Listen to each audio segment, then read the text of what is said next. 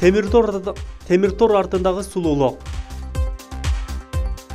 Жыл сайын декабрь айында Рио-де-Жанейродогу аялдар түрмөсү сулуулук сынагын өткөрүп келет. Бул күндү абактагы кыз-келиндер ушунчалык зарыгып күтүшөт.